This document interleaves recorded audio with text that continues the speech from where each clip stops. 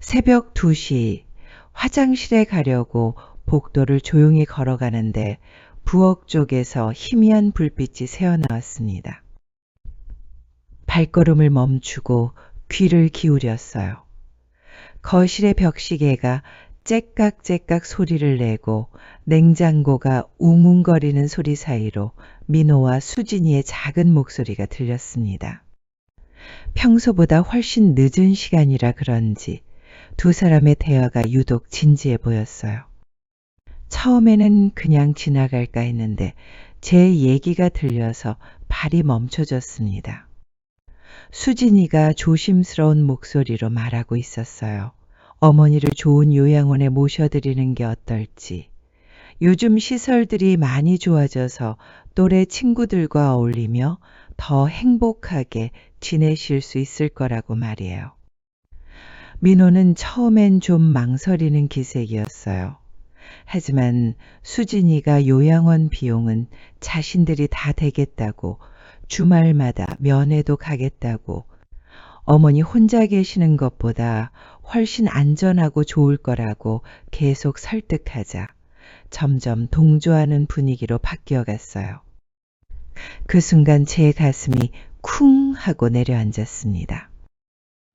복도 벽에 기댄 제 등에서 찬 기운이 스며들었고 다리에서 힘이 빠지는 게 느껴졌어요. 합가를 그렇게 간절하게 제안했던 수진이.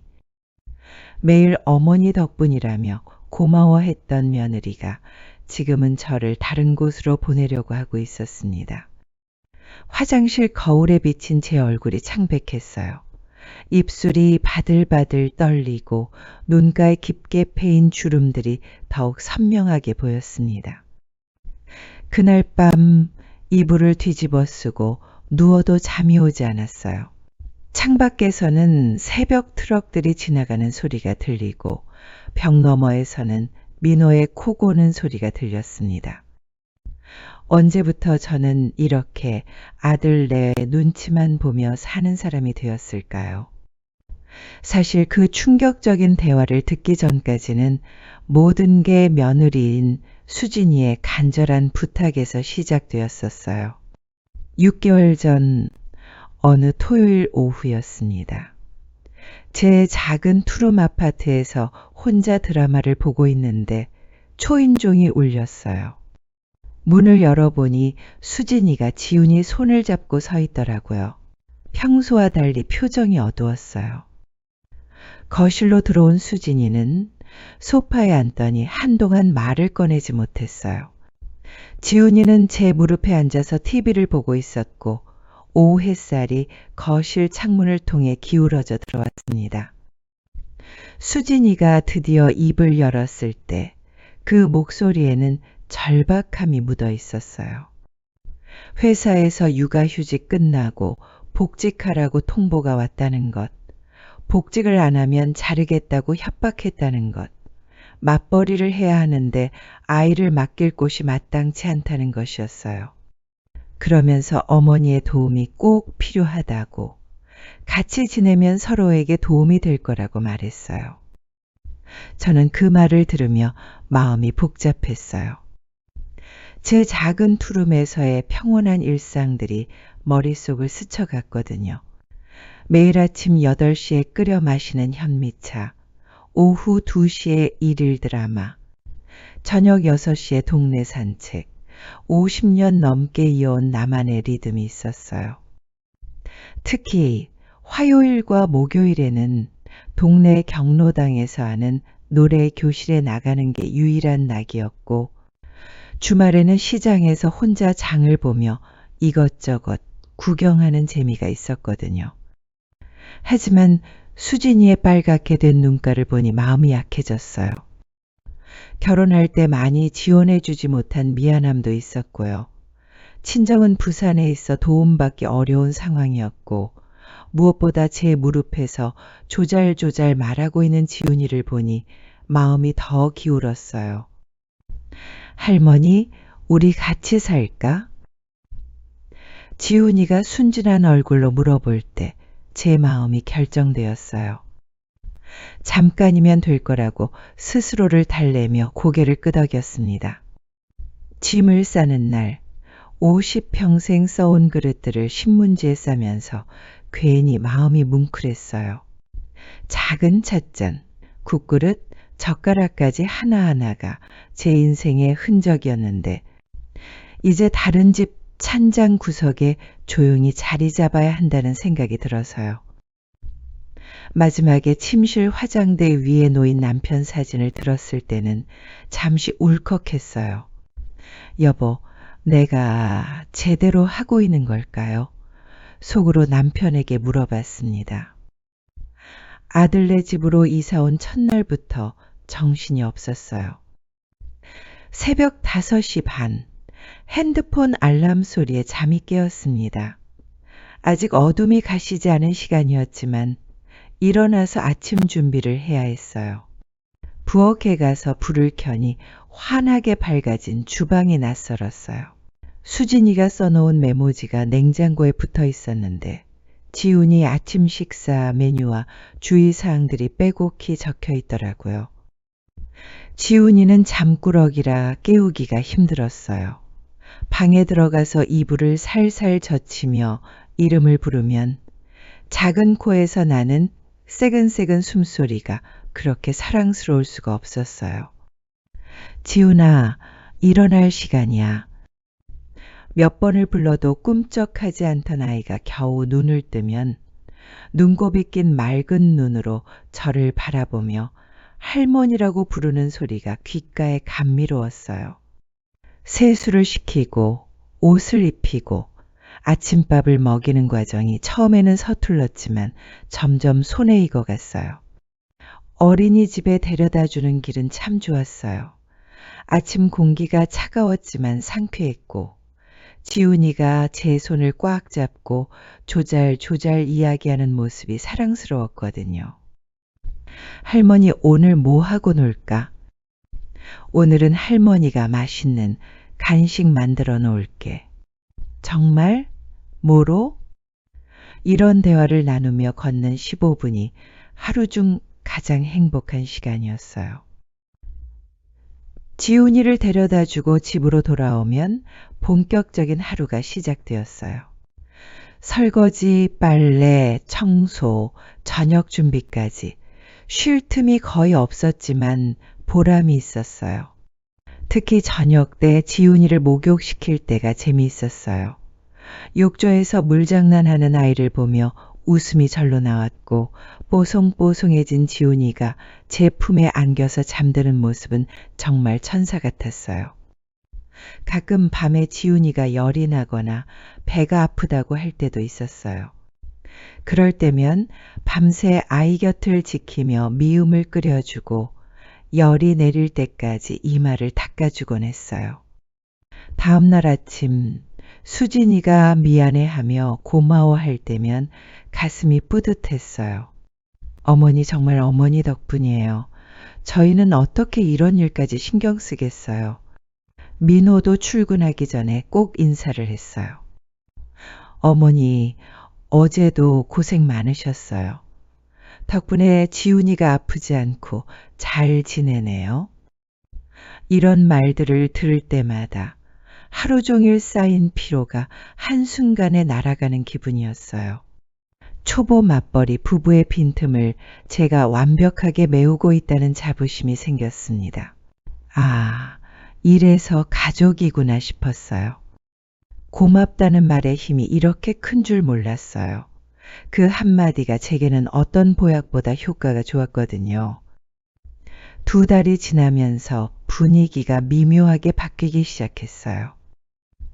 어느 화요일 오후였는데 지훈이가 어린이집에서 돌아온 후 간식으로 과자를 주고 있었어요. 아이가 좋아하는 초콜릿 쿠키였는데 마침 수진이가 일찍 들어오더라고요. 수진이의 얼굴이 살짝 굳어지는 게 보였어요. 어머니, 지훈이 간식은 이런 걸로 주시면 안 돼요. 목소리 어딘가에 날카로운 구석이 있었어요. 당분이 너무 많아서 치아에 안 좋거든요. 앞으로는 이런 유기농 제품으로 주세요. 그러면서 꺼낸 건 비싸 보이는 유기농 쌀과자였어요. 포장지부터 고급스러웠지만 맛은 밍밍해 보였어요. 지훈이는 이미 초콜릿 쿠키를 반 개나 먹은 상태였는데 수진이가 그것마저 치워버리더라고요. 아이 얼굴에 아쉬운 기색이 역력했지만 어쩔 수 없었어요. 그날 이후로 이런 지적들이 점점 늘어났어요. 세제 문제도 그중 하나였어요.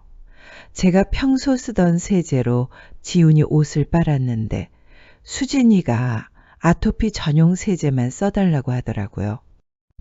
지훈이 피부가 예민해서요. 이런 화학 세제 쓰면 발진이 날 수 있어요. 청소 시간도 바뀌었어요. 원래는 아침에 청소기를 돌렸는데 지훈이 먼지 알레르기가 있다며 저녁에 하라고 하더라고요. 냉장고 정리법도 문제였어요. 제 나름대로는 깔끔하게 정리한다고 했는데 수진이가 보기에는 유통기한 관리가 엄격하지 않다는 거였어요. 어머니, 저희는 유통기한을 정말 엄격하게 지키거든요. 하루라도 지나면 바로 버려야 해요. 하나하나는 다 합리적인 이유가 있었어요. 아이 건강을 위한 것이니 당연히 따라야 할 것들이었고요. 하지만 제가 50년 넘게 해온 살림살이 방식은 점점 설 자리를 잃어갔어요.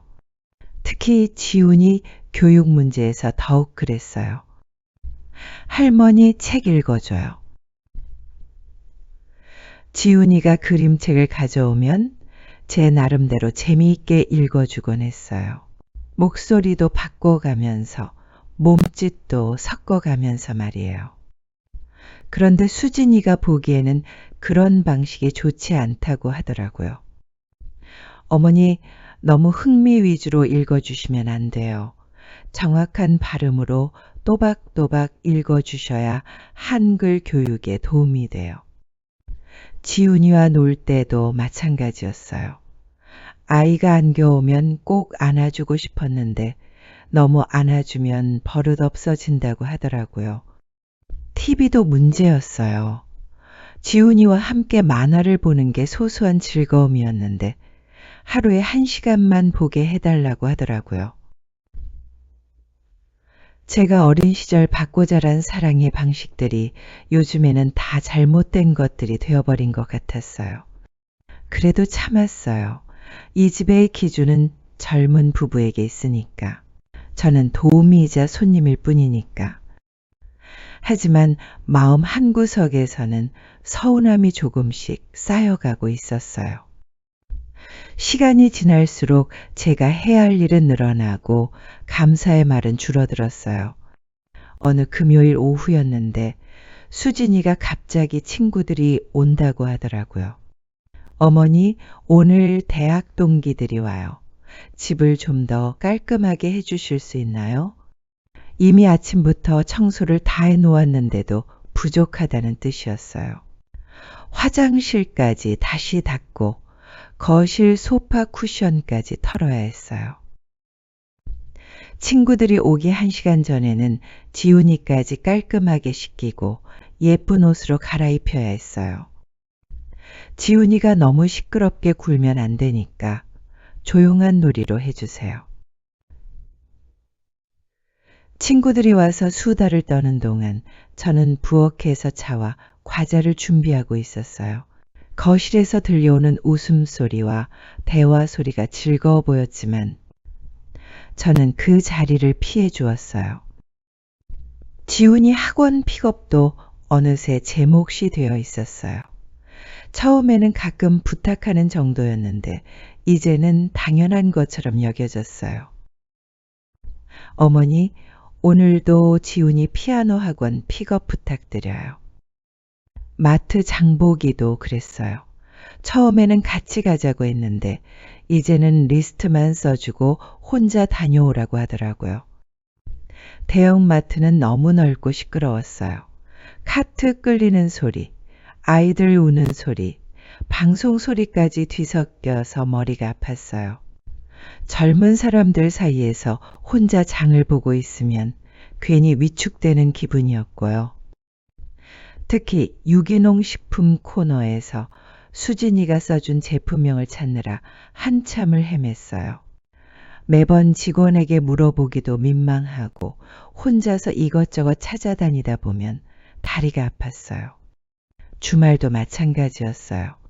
처음에는 가족끼리 함께 시간을 보내자고 했는데 이제는 민호와 수진이만 외출하고 저는 지훈이를 봐달라고 하는 경우가 많아졌어요. 어머니, 저희 오랜만에 영화 보고 올게요. 지훈이 잘 부탁드려요. 혼자 지훈이를 돌보는 것도 처음에는 괜찮았어요. 하지만 하루 종일 아이와 둘이서만 있으면 지치더라고요. 특히 아이가 떼를 쓸 때는 어떻게 달래야 할지 몰라서 당황스러웠어요. 저녁 준비도 점점 복잡해졌어요. 수진이가 다이어트를 한다며 칼로리까지 계산해서 메뉴를 짜달라고 하더라고요. 민호는 또 육류를 좋아하고 지훈이는 편식이 심하고 세 사람의 입맛을 다 맞추려면 매번 다른 반찬을 여러 개 만들어야 했어요. 어느새 저는 이 집의 전업 가사도우미가 되어 있었어요. 그래도 조금만 더 참자고 생각했어요. 가족을 위한 일이니까, 잠깐이니까. 하지만 마음 한구석에서는 서운함이 점점 커져가고 있었어요. 그날 밤의 충격적인 대화는 제게 모든 걸 깨닫게 해주었어요. 화장실에서 나와 제 방으로 돌아가는 길에 복도에 걸린 가족 사진이 눈에 들어왔어요.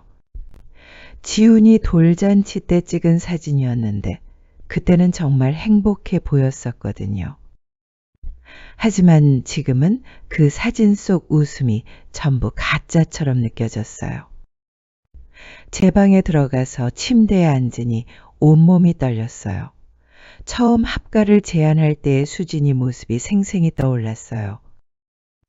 그 간절한 눈빛, 도움을 호소하는 목소리, 어머니 없으면 안 된다던 그 말들. 그게 다 연기였을까요? 아니면 정말 필요할 때는 간절했지만 이제는 귀찮아진 걸까요?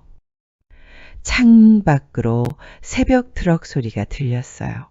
벽시계 소리가 유난히 크게 들리고 옆방에서는 민호의 코 고는 소리가 들렸어요. 이 집에서 제가 존재하는 이유가 뭘까 생각했어요. 아침에 지훈이 깨우고 밥 먹이고 어린이집 데려다주고 집안일 하고 학원 픽업하고 저녁 준비하고 아이 씻기고 재우고 하루 종일 쉴 틈 없이 일하면서도 정작 제 자리는 어디에도 없었어요. 이 집의 주인은 민호와 수진이고 저는 그저 편리한 도구일 뿐이었던 거죠. 그 밤 새벽까지 잠들지 못했어요. 머릿속에서는 온갖 생각들이 뒤엉켰어요. 내가 뭘 잘못했을까? 너무 오버한 걸까? 아니면 이게 당연한 걸까? 하지만 결론은 하나였어요. 이대로는 안 되겠다는 것이었죠. 사흘을 곰곰이 생각한 끝에 마음을 정했어요. 월요일 아침 평소처럼 아침 식사를 준비하면서 차분히 말을 꺼냈습니다. 식탁에 앉은 민호와 수진이에게 여기까지 하겠다고 이제 각자의 자리로 돌아가자고 말했어요. 두 사람은 당황한 기색이 역력했어요. 특히 수진이는 무슨 일이냐며 놀라더라고요. 저는 누가 잘못했는지 따지지 않았어요. 대신 앞으로는 필요할 때 미리 부탁하고 시간과 비용을 분명히 하자고 제안했어요. 가족이니까 당연하다고 생각하지 말고 서로 존중하며 지내는 게 더 좋을 것 같아요. 민호는 어머니가 왜 갑자기 이런 말씀을 하시는지 이해할 수 없다는 표정이었어요. 수진이는 혹시 자신들이 잘못한 게 있는지 조심스럽게 물어보더라고요. 저는 그런 거 없다고, 지훈이도 이제 많이 크지 않았냐고. 이제는 서로 조금 떨어져 살아도 좋을 것 같다고 말했어요. 그 순간 가슴이 후련했어요. 60평생을 살아오면서 이렇게 당당하게 제 의견을 표현한 적이 언제였나 싶었거든요. 지훈이는 아직 상황을 이해하지 못하고 있었지만 어른들의 진지한 분위기는 느끼는 것 같았어요. 결국 민호와 수진이도 제 뜻을 받아들였어요. 어쩔 수 없다는 표정이었지만 그렇다고 억지로 붙잡지는 않았어요. 일주일 만에 작은 원룸을 구했어요. 아들네 집에서 도보로 10분 거리에 있는 반지하 원룸이었어요. 월세는 30만 원, 보증금은 500만 원. 제 형편에는 부담스럽지만 감당할 만한 수준이었어요. 방은 정말 작았어요. 침대 하나, 작은 옷장 하나, 미니 냉장고와 전기포트가 전부였어요. 화장실과 부엌도 아담했지만 혼자 살기에는 충분했어요.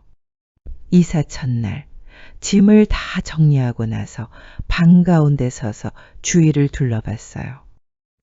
비록 작지만 온전히 제 공간이었어요. 아무도 제 생활 방식에 대해 뭐라고 하지 않을, 제가 마음대로 TV 소리를 키워도 되고 제가 원하는 시간에 잠들어도 되는 그런 곳. 창문은 작았지만 오후가 되면 따뜻한 햇살이 비쳐 들어왔어요.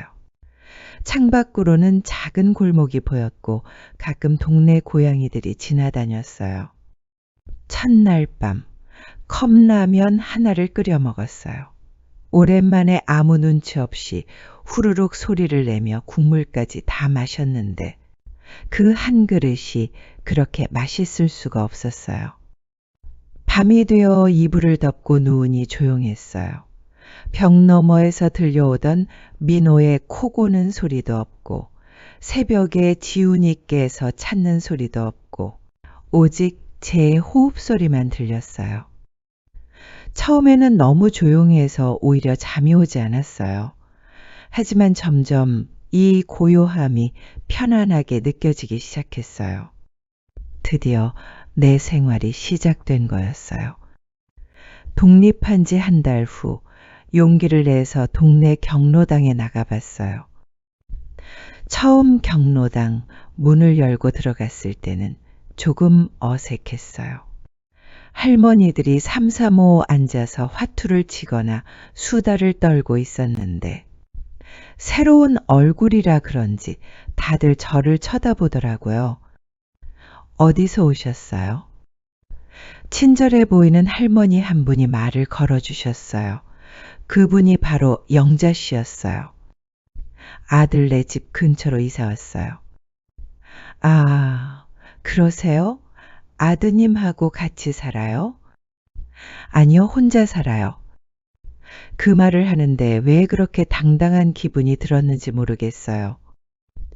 영자 씨는 70이 넘으셨는데도 정정하셨어요. 무엇보다 혼자 사는 삶을 즐기는 모습이 인상적이었어요.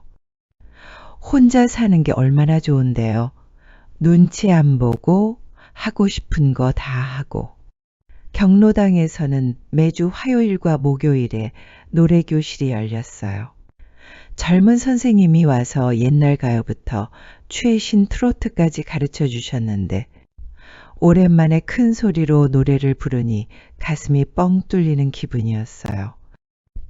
특히 당신이라는 노래를 부를 때는 눈물이 날 뻔했어요. 돌아가신 남편 생각도 나고 지나간 젊은 시절도 그리워지고 말이에요. 영자 씨의 추천으로 노인 일자리에도 지원했어요. 동네 도서관에서 책을 정리하는 일이었는데 월요일부터 금요일까지 하루 4시간씩 일하는 거였어요. 첫 출근 날은 조금 떨렸어요. 오랜만에 집 밖에서 일을 하는 거였거든요. 도서관은 조용하고 평온한 곳이었어요.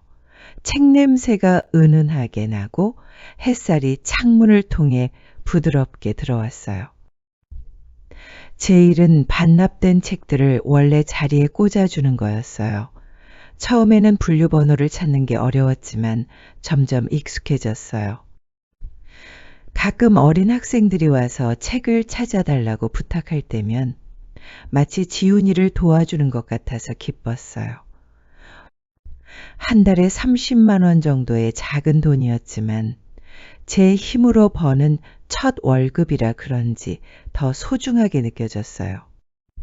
첫 월급날, 영자 씨와 다른 경로당 친구들과 함께 동네 칼국수 집에 갔어요. 오늘은 내가 쏜다. 그렇게 말하며 계산을 할 때의 기분이란 오랜만에 제 돈으로 누군가에게 밥을 사주는 거였어요. 칼국수 한 그릇이 이렇게 맛있을 수가 없었습니다. 면발도 쫄깃하고 국물도 시원하고 무엇보다 제 돈으로 사 먹는 밥이라서 더 맛있었어요. 돈보다 달콤한 건 누구의 눈치도 보지 않은 하루하루였어요. 아침에는 제가 원하는 시간에 일어나고 제가 마시고 싶은 차를 우려 마시고 제가 보고 싶은 드라마를 소리 키워서 봐도 아무도 뭐라고 하지 않았어요. 독립한 지 2달쯤 지났을 때 수진이에게서 처음으로 연락이 왔어요. 어머니, 지훈이가 갑자기 열이 나서요. 혹시 시간 되시면 잠깐 봐주실 수 있을까요? 목소리에 당황함이 묻어 있었어요. 아마도 민호는 출장 중이고 수진이 혼자서 아픈 아이를 돌보기 힘든 상황인 것 같았어요. 처음에는 거절하고 싶었어요. 하지만 지훈이 생각을 하니 마음이 약해졌어요. 그럼 2시간 정도만요. 그리고 교통비는 따로 드릴게요. 조건을 명확히 하고 아들네 집에 갔어요. 지훈이는 열이 나서 축 늘어져 있었는데 저를 보자마자 울음을 그쳤어요. 할머니. 작은 팔로 저를 껴안은 아이를 보니 마음이 아팠어요. 그래도 예전처럼 무조건적으로 돌보지는 않았어요. 해열제를 먹이고 미음을 끓여주고 체온을 재는 정도로만 도움을 줬어요. 2시간 후 수진이가 돌아와서 정중하게 감사 인사를 했어요. 어머니, 정말 고맙습니다. 그 이후로 한 달에 1~2번 정도 이런 부탁이 들어왔어요. 지훈이 학원 픽업, 급하게 출장 갈 때 아이 돌봄, 가끔 장보기 도움 등 처음에는 서로 어색했지만 점점 이런 방식이 자연스러워졌어요. 수진이도 예전처럼 당연하게 부탁하지 않고 정중하게 요청했고 끝나고 나면 반드시 감사 인사와 함께 약간의 용돈을 꼭 챙겨주었어요. 민호도 마찬가지였어요. 가끔 안부 전화를 할 때도 예전보다 더 정중했고 어머니 상황을 묻는 진짜 관심을 보여줬어요. 오히려 관계가 더 좋아진 것 같았어요. 서로의 경계를 존중하니까 진짜 고마운 마음이 생기더라고요. 어느 날 지훈이를 봐주고 있는데 아이가 물어봤어요. 할머니, 왜 우리랑 안 살아요?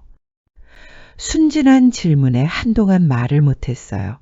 어떻게 설명해야 할지 몰라서요. 지훈아, 할머니는 할머니만의 집이 있어. 그곳에서 할머니 혼자 살고 싶어 해. 외로워요? 가끔은, 하지만 자유로워서 좋아. 아이는 잘 이해하지 못하는 것 같았지만 그냥 고개를 끄덕였어요. 거리를 두니 더 가까워진 거였어요. 의무가 아닌 선택으로 만나니 더 소중하게 느껴졌고요. 이제 독립한 지 1년이 지났습니다. 매일 아침 6시 반에 일어나서 창문을 열면 골목에서 올라오는 새벽 공기가 상쾌해요. 가끔 동네 고양이가 쓰레기통을 뒤지는 소리도 들리고 일찍 일어나는 이웃의 발걸음 소리도 들려요. 제가 좋아하는 현미차를 우려서 마시며 하루를 시작해요.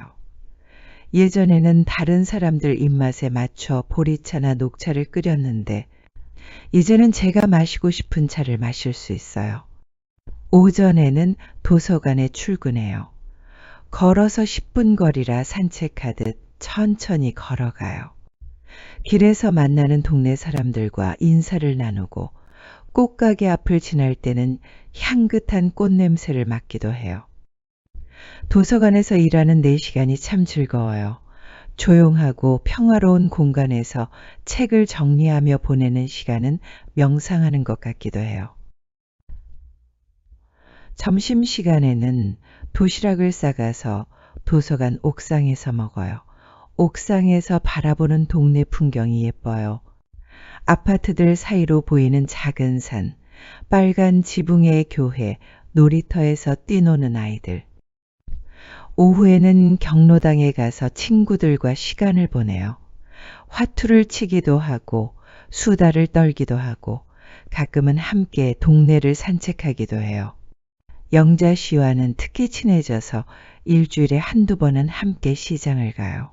시장 구경하는 재미가 쏠쏠해요. 이것저것 맛보기도 하고 값을 깎아보기도 하고. 우리 나이에 뭐 아껴서 어디 쓸래? 영자 씨가 늘 하는 말이에요. 그래서 가끔은 평소보다 비싼 과일도 사고 예쁜 꽃도 사서 방에 놓기도 해요. 저녁에는 제가 먹고 싶은 걸 해 먹어요. 어떨 때는 라면에 계란 하나 풀어서 간단히, 어떨 때는 김치찌개를 끓여서 푸짐하게, 어떨 때는 근처 반찬 가게에서 사온 나물로 간소하게. 혼자 먹는 밥이 외롭다고 생각할 수도 있지만 전혀 그렇지 않아요. 제가 원하는 반찬, 제가 원하는 간맞춤으로 먹을 수 있어서 오히려 더 맛있어요. 저녁 드라마 시간에는 소리를 키워서 봐도 아무도 뭐라고 하지 않아요. 재미없으면 채널을 바꿔도 되고 졸리면 TV를 끄고 일찍 잠들어도 돼요. 주말에는 지훈이와 만나는 게 가장 큰 즐거움이에요. 한 달에 한두 번 정도 공원에서 만나서 함께 시간을 보내요. 벤치에 앉아서 귤을 까먹거나 그네를 밀어주거나 때로는 동네 카페에서 아이스크림을 사줘요. 지훈이는 여전히 저를 따르고 저도 손주가 여전히 예뻐요. 하지만 예전처럼 무조건적인 헌신은 아니에요. 제가 할 수 있는 만큼, 제가 원하는 만큼만 해요. 할머니, 다음에 또 만나요. 헤어질 때 지훈이가 손을 흔드는 모습을 보면 가슴이 따뜻해져요. 의무가 아닌 선택으로 만나는 시간이라서 더 소중하게 느껴져요. 그게 더 건강한 관계라는 걸 이제는 알아요. 합가도, 독립도 결국 가족을 위한 선택이었어요. 하지만 이제는 미안함이 아니라 존중으로, 희생이 아니라 합의로 가족 곁에 서요. 요양원 이야기를 들었을 때 그 충격과 배신감은 결국 저에게 큰 깨달음을 준 셈이에요. 아무리 가족이라도 서로의 삶을 존중해야 한다는 것. 일방적인 헌신은 결국 모두를 불행하게 만든다는 것을 말이에요. 영자 씨가 늘 하시는 말씀이 있어요. 나이 들어서도 자기 이름으로 사는 게 제일 중요해. 누군가의 엄마, 누군가의 할머니가 아니라 바로 나 자신으로 살아가는 것 말이에요. 제 작은 원룸에서 제 이름으로, 제 방식으로 살아가는 지금이 그 어느 때보다 행복해요. 가끔 외로울 때도 있어요. 특히 밤에 혼자 누워있을 때나 아플 때 돌봐줄 사람이 없을 때는 쓸쓸하기도 해요. 하지만 그 외로움마저도 제가 선택한 거니까 달게 받아들여요. 외로움과 자유를 저울에 올려놓고 자유를 선택한 거니까요. 매일 아침 작은 거울을 보며 제게 인사해요. 오늘도 내 이름으로 살아보자. 누구의 눈치도 보지 말고 내가 원하는 하루를 만들어 보자고 다짐하며 하루를 시작해요. 그렇게 하루하루를 쌓아가다 보니 어느새 제가 달라져 있더라고요. 더 당당하고 더 자신 있고 더 행복한 사람으로 말이에요. 지난주에 수진이가 둘째를 가졌다는 소식을 전해왔어요. 이번에는 처음처럼 간절하게 도움을 요청하지 않더라고요. 대신 조심스럽게 물어봤어요. 가끔 도움을 요청해도 되는지, 물론 미리 약속하고 적절한 대가를 지불하면서 말이에요. 저는 웃으며 대답했어요. 물론이라고. 하지만 제 방식대로 제가 할 수 있는 선에서만 하겠다고. 그 대화를 나누는 동안 수진이 얼굴에서 진짜 고마워하는 표정을 볼 수 있었어요. 당연하게 생각하는 게 아니라 정말 감사해야 하는 마음으로 부탁하는 거였어요. 서로를 존중하니까 진짜 감사함이 생기는 것 같아요. 지훈이는 이제 7살이 되어서 가끔 저를 찾아와요. 할머니 집에서 하룻밤 자고 가기도 하고 함께 마트에 가서 장을 보기도 해요. 할머니 집은 조용해서 좋아요. 아이의 솔직한 말에 웃음이 났어요.